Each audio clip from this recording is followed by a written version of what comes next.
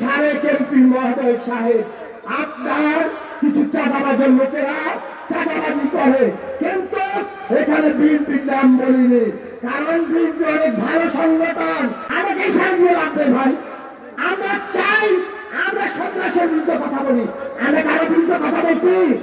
আপনারা আমার ফেসবুক মিডিয়াতে দেখেছেন, আমি প্রত্যেকটা মিডিয়াতে বলেছি সাবেক এমপি মহোদয় সাহেব, আপনার কিছু চাঁদাবাজের লোকেরা চাঁদাবাজি করে, কিন্তু এখানে বিএনপির নাম বলিনি, কারণ বিএনপি অনেক ভালো সংগঠন। যারা করে তারা ভাইগুলি করলো, কি করুন আমি বলবো যে আমরা ঐক্যবদ্ধ আছি।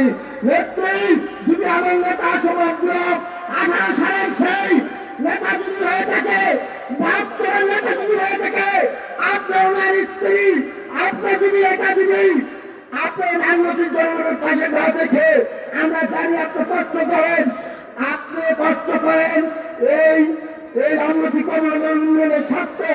আমার নেতা সংসদের ভারসাম্যের মান সম্মান রক্ষা করার দায়িত্ব আপনার।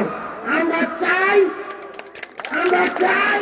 এই শান্তি প্রতিষ্ঠার জন্য যা যা কিছু করার আমরা যে বিষয় সবকিছু ঐক্যবদ্ধভাবে আমরা মোকাবেলা করতে পারি, কিন্তু আমরা সেটা করি না। ভিড়ে অনেকে মনে করেন জাতীয় সমাজতান্ত্রিক দল জেএসডি, আরে ভাই আমার নেতা যখন এই দেশের স্বাধীনতা সার্বভৌমত্ব রক্ষা করার লক্ষ্যে একটি স্বাধীনতার প্রথম পদে উত্তোলন করেছে।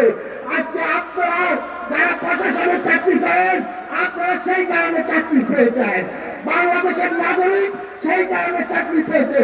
অতএব আমি বলবো মারামারি হানাহানি আমরা এটা চাই না, আমার নেতা কখনো চাই না, আমরা চাই না।